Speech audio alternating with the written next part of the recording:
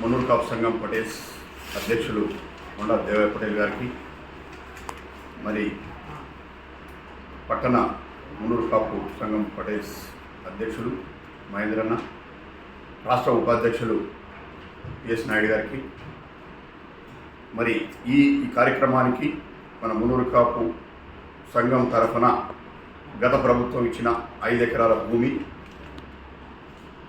5 కోట్ల రూపాయల డబ్బులు ఇచ్చినప్పటికీ అన్ని కుల సంఘాలు ఐక్యంగా ఉండి మరి అన్ని కుల సంఘాలకు సంబంధించిన భవనాలు పూర్తి చేసుకున్నప్పటికీ అత్యధికంగా తెలంగాణ రాష్ట్రంలో ఉన్న మున్నూరు కాపుల అని చెప్పుకుంటున్న మనము మరి ఈ రోజు వరకు భవన నిర్మాణాన్ని చేపట్టకపోవటము, ఐక్యత లేకపోవటం వలన వెనకబడుతున్నది అనే ఉద్దేశంతో మేము ఎప్పటి నుంచో ఐక్య కార్యాచరణ ఏర్పాటు చేసుకొని మరి అన్ని మున్నూరు కాపు యువత, మున్నూరు కాపు సంఘం తెలంగాణ, మున్నూరు కాపు డెవలప్మెంట్ ఫోరం, ఇట్లా ఇంకా కొన్ని 5-6 సంఘాలు ఉన్నారు.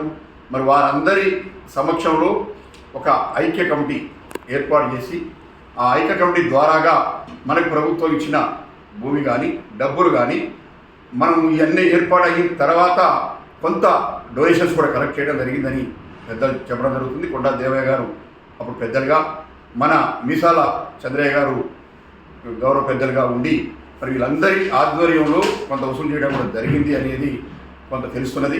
మరి అదే విషయము ఇంతవరకు ముందుకు పోకపోవటము, ఇంతకు ముందున్న కన్వీనర్లు కానీ ఈ సమితి ఏ సంఘం ఉంటుందని కాదు వీళ్ళ సంఘాన్ని అఫెక్ట్స్ కమిటీ ఆధ్వర్యంలో జరుగుతున్నది అనే దాని మీద నిలబడడం జరిగింది.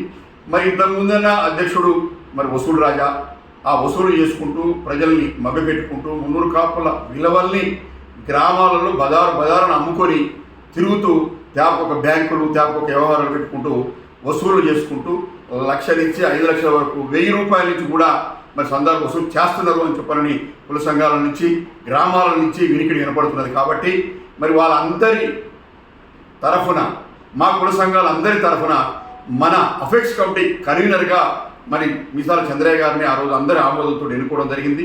మరి ఆ రోజు నుంచి ఈ రోజు వరకు మీసాల చంద్రయ్య గారు చేసింది ఏంది, మరి వాళ్ళని ఎందుకు నిర్వహించలేకపోతున్నారు, మరి వాళ్ళందరినీ కట్టడి చేసి మరి మన సంఘాన్ని ముందుకు తీసుకెళ్ళే బాధ్యతని మీకు ఉంది.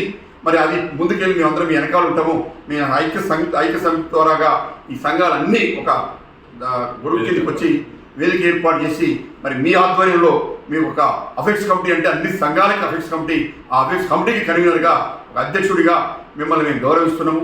మీకున్న గుడ్విల్ని, మీకున్న మంచి పేరుని చెడగొట్టకుండా ఉండాలి అంటే, బజార్న చెడిపోతున్నది చెడగొట్టకుండా ఉండాలి అంటే మీరు దీనికి నాయకత్వం వహించి మరి అందరినీ కలిపి ఈ కోకాపేటకు సంబంధించిన లాభ నష్టాలు, ఇంతకుముందు జరిగిన మంచి చెడులు, ఎవరైనా రూపాయి ఇచ్చినట్టు ఆ రూపాయి ఏం చేస్తున్నారో చెప్పవలసిన బాధ్యత మా సమితికి ఉంది మీకు. మరి అవన్నిటిని మీ దగ్గర తెప్పించుకొని మరి మిమ్మల్ని మేము వాస్తవంగా మా కుల సంఘాలన్నిటి తరఫున నిన్ను మరి అఫెక్ట్స్ కమిటీ కన్వీనర్గా ఎన్నుకున్నాము అని అంటే ఇవన్నీ చేయాల్సిన బాధ్యత మీకు ఉంది అని చెప్పి మిమ్మల్ని నిలేస్తున్నాము. దానికి మీరు ఏమని నిర్ణయిస్తారో మీకు అఫెక్ట్స్ కమిటీకి మీకు రిప్రజెంటేషన్ కూడా మీకు మా కుల సంఘాలన్నిటి తరఫున మీకు ఇస్తున్నాము. మరి అన్నిటి మీ బాధ్యత వహించి మన కుల పరువుని, బజారున పోతున్న పరువుని నిలబెట్టి మన కుల సంఘానికి ఉన్న గతంలో ఉన్న ఆ చరిత్రలు తిరగరాస్తూ మన ఈ కోకాపేటకు సంబంధించిన భవనాన్ని, ప్రభుత్వాన్ని, సీఎం గారిని మీ ఆధ్వర్యంలో కలిసి, సీఎం గారు కానీ ప్రతిపక్ష నాయకులు కానీ కలిసి మరి మీ ఆధ్వర్యంలో ఇది త్వరితగతిన మరి టవర్స్ ఇంతకుముందు ప్లాన్ వేయడం జరిగింది. ఆ ప్లాన్లు ప్రతి వాట్సాప్లలో యూపీఎస్ చూసిన తర్వాత చదువుకున్న పిల్లలు కానీ, ఊళ్ళలో పోయిన నాయకులు కానీ మన బిల్డింగ్ ఇంతున్నాయంట, ఇంత అవుతున్నాయంట, ఇంతవరకు ఏమైంది అని చెప్పి మమ్మల్ని నిలేస్తున్నారు. ఆ పరిస్థితి రాకుండా ఉండాలి అంటే మీసాల చంద్రయ్య గారు బాధ్యత వహించి వాళ్ళందరినీ కట్టడి చేసి ఒకటే మాట అన్న మీకు రిక్వెస్ట్ చేసేది, మీకు పేపర్ పరంగా మీకు రిక్వెస్ట్ చేస్తున్నాము. దీంట్లో మనం సంఘాలు పెట్టుకున్న ఐక్యతగా అందరం పోరాటం చేసిన రాజ్యాధికారం సాధించడం కోసం ప్రయత్నం చేస్తున్నాం. ఈ రాజ్యాధికారం చేసుకునేది ప్రయత్నం చేసే భాగంలో మరి రెవెన్యూకి 2 సార్లు రాజ్యసభ జరగడం జరిగింది, ఇంకా కొంతమందికి సెంట్రల్ మినిస్టర్ రావడం జరిగింది. ఈ అన్నిటి కూడా మన కులాన్ని అడ్డం పెట్టుకొని, కుల సంఘాలను అడ్డం పెట్టుకొని, అంటే కుల సంఘాలు చేసే పోరాటంలో భాగంగా ఫలితంగా వీళ్ళకి పదవులు వచ్చినాయి. వీళ్ళ పదవులు వచ్చిన తర్వాత కుల సంఘాలను తప్పుకోవాలి, తప్పుకోకుండా పదవులను అడ్డం పెట్టుకొని కుల సంఘాలలో నాయకత్వాలు చేయడం వల్ల వర్గాలు పడుతున్నాయి. ఎవరైతే అధికారులు ఉంటారో వాళ్ళే పెంచింగ్ అనిపించుకుంటారు.